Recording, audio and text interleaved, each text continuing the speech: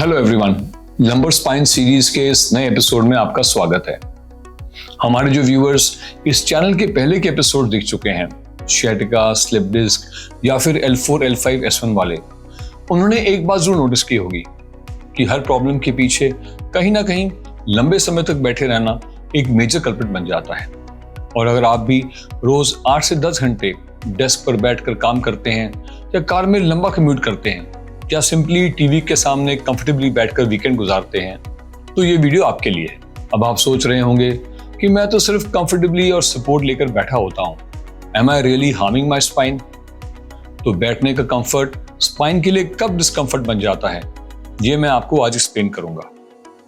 और इस प्रॉब्लम के सॉल्यूशंस को डिस्कस करते वक्त हम बात करेंगे एक सिंपल 2 मिनट की रूटीन के बारे में भी, जो आप अपने हर वर्क डे में ऐड कर सकते हैं without needing a new chair और अ गैजेट। तो शुरू करते हैं पहले ये समझने से कि लॉन्ग सिटिंग से क्या हार्मफुल चेंजेस आते हैं हमारी स्पाइन में।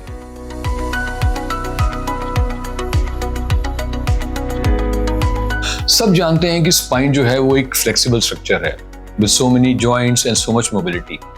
ये मूवमेंट के लिए बना है, स्टैग्नेशन के लिए नहीं। लेकिन हमारे जो मॉडर्न लाइफस्टाइल है या डेस्क जॉब्स हैं, उनकी वजह से कहीं ना कहीं हम इस बॉडी के पार्ट को एक्टिव नहीं रख पाते और end result pain and stiffness. Medically देखा जाए तो जब हम लंबे समय तक बैठे रहते हैं, स्पेशली विद पुअर पोस्चर, तो हमारे स्पाइन में 2 मेजर इफेक्ट्स होते हैं। एक, हमारी कमर में जो डिस्क होती हैं, उन डिस्क पर अनइक्वल प्रेशर पड़ता है, जिससे टाइम के साथ साथ डिस्क डिहाइड्रेट करने लगती है और अर्ली डिजनरेशन चेंजेस आने शुरू हो जाते हैं। और दूसरा, मसल्स और लिगामेंट्स जो है वो इनएक्टिव हो जाते हैं, खास करके जो हमारे ग्लूट्स हैं या कोर हैं या स्पाइनल जो स्टेबलाइजर्स हैं। ये इनएक्टिविटी अल्टीमेटली डिस्क के ऊपर और ज्यादा लोड डालती है और प्रोसेस शुरू हो जाता है स्लिप डिस्क का, कैनाल स्टेनोसिस का, फैसेट जॉइंट आर्थराइटिस का या फिर इवन पीरिफॉर्मिस सिंड्रोम जैसी प्रॉब्लम्स का। और ये सब तब हो रहा है जब हमने अपना पोस्चर काफी हद तक ठीक रखा हुआ है। स्लाउच करने से तो मसल्स और फ्लैट हो जाते हैं और इनइफेक्टिव हो जाते हैं और उन मसल्स की सर्कुलेशन भी इंपैक्ट होती है। धीरे धीरे वो मसल्स खराब होना शुरू हो जाते हैं। और सबसे बड़ी बात, ये सब इतना ग्रेजुअली होता है कि शुरू में आपको पता ही नहीं चलता कि एक दिन बैठे रहने से नहीं, लेकिन रोज 8 से 10 घंटे बैठे रहने से आप अपनी स्पाइन को साइलेंटली वेरिएंट आउट कर रहे होते हैं। और सिर्फ स्पाइन को ही नहीं,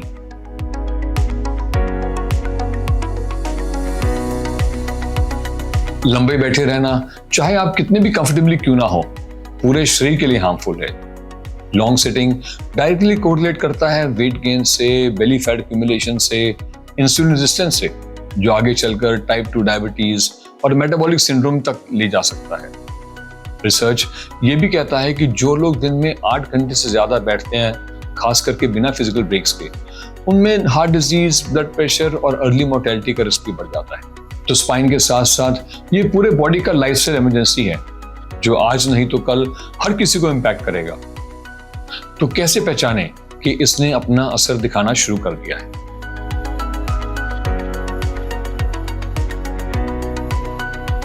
अगर आपको सुबह उठते ही स्टिफनेस फील होती है और मूवमेंट से बेटर हो जाती है, या काम करते करते लोअर बैक में या बटक में डल एक शुरू हो जाता है, या ज्यादा देर तक बैठते रहें तो थाई या खाफ में शूटिंग पेन जाए, या बैठने के बाद उठने में दिक्कत होती हो, जिसे हम इंटरेस्टिंगली स्टार्टअप पेन कहते हैं, तो ये साइंस हैं कि आपकी स्पाइन जो है वो सेडेंटरी ओवरलोड का शिकार है।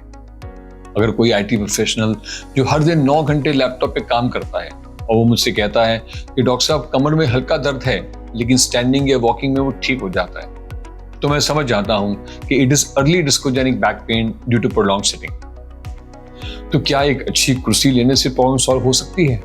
Let's see.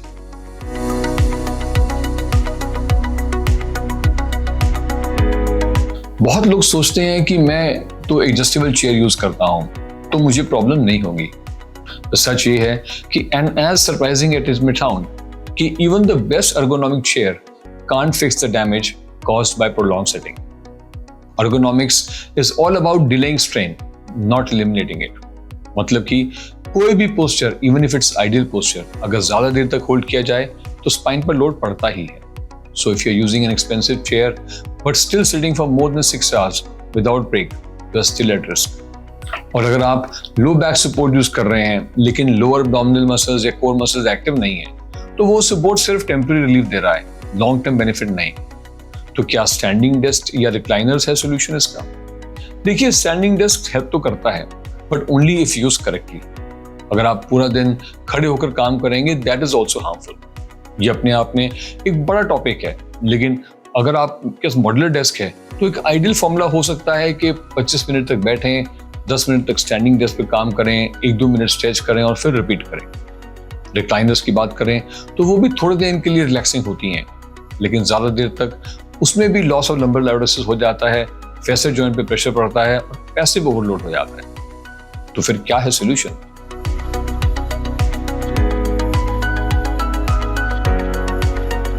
क्या हर आधे घंटे में वॉक पे चलें? देखिए, ये प्रैक्टिकल नहीं है कि हर 30 मिनट्स में काम छोड़कर वॉक करें, लेकिन आपको कुछ छोटी छोटी चीजें अपनी सिटिंग रूटीन में जरूर इंटीग्रेट कर देनी चाहिए, जैसे कि माइक्रो मूवमेंट्स व्हाइल सिटिंग। आपके एंकल्स जो हैं उनको फ्लेक्स करो, एक्सटेंड करो। जो पेल्विस है उसको एंटीरियर पोस्टीरियर टिल्ट में मूव करो। थाई मसल्स हैं उनको टाइटन और रिलीज करो। थोड़ा फिजिटी बन जाओ, not with hands and fingers but with muscles of the back and leg. Secondly, आप एक आवरली रीसेट कर सकते हैं फोन पे टाइमर लगा के कि हर 60 मिनट में सिर्फ 90 सेकंड्स के लिए उठें और एक बार बैक को बेंड करें, आर्म्स को स्ट्रेच करें और 4-5 स्टेप्स की वॉक करें। और लंच के बाद 5 to 7 मिनट्स की जो ब्रिस्क वॉक है उसे लें।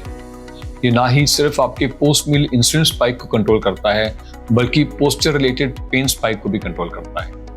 बस इतने भर से हमारे जो मसल्स हैं उनकी सर्कुलेशन बढ़ जाती है और वहाँ के जो पेन केमिकल्स हैं वो वॉश आउट होना शुरू हो जाते हैं। ये तो रही ऑफिस की बात, पर घर जाके ऐसा क्या करें कि अगला दिन ऑफिस का ठीक गुजरे।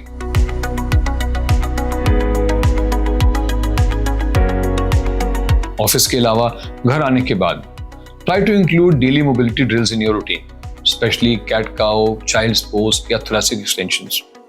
Secondly, strengthen your core, not just abs but also deep stabilizers जैसे कि transverse abdominis। Also, don't underestimate walking। 15 से 20 minute daily brisk walk is like medicine for your spine. इस तरह से हम अपनी स्पाइन को अगले दिन की जंग के लिए तैयार कर रहे हैं।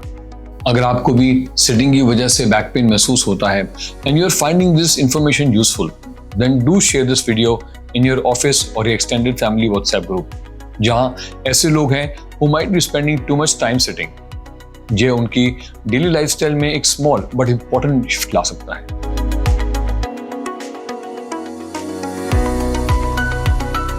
ज्यादा बैठना आज के जमाने का न्यू स्मोकिंग बन चुका है और आपका स्पाइन लॉन्ग सिटिंग का साइलेंट विक्टिम बनता जा रहा है। सही सिटिंग का मतलब सिर्फ सही तरीके से बैठना नहीं है, उसके साथ साथ कम देर तक भी बैठना भी है। लोग मुझे मेडिसिन की प्रिस्क्रिप्शन की उम्मीद करते हैं, पर movement is a real medicine. अगर आप कॉन्शियसली 60 मिनट में स्पाइन को बस एक मूवमेंट देते हैं, तो आप डिस्क डिजनरेशन, क्रॉनिक स्पैज्म और सर्जिकल स्पाइन इश्यूज से अपने आप को दूर रख सकते हैं। अपने सिटिंग हैबिट्स को आज से ही मॉनिटर कीजिए। याद रखना, आपका best posture is your next posture. और मैं ये इसलिए कह रहा हूँ क्योंकि पोस्चर बदलते रहना आपकी स्पाइन को ज्यादा खुश रखता है बनस्पत की हम एक आइडियल पोस्चर ढूंढें और उसी को फॉर एवर मेंटेन करने की कोशिश करें। और अगर आपने स्पाइन के दर्द से पहले से स्ट्रगल किया है तो हमारे स्लिप डिस्क और कैनाल स्नोसिस वाले वीडियोस की प्लेलिस्ट जरूर देखिए। वो आपको डीपर क्लैरिटी देंगे कि ये सब चीजें कैसे आपस में लिंक्ड होती हैं। मिलते हैं अगले एपिसोड में एक नए रियल स्पाइन इश्यूज के साथ, उसका सिंपल सॉल्यूशन लेके। Have a nice day.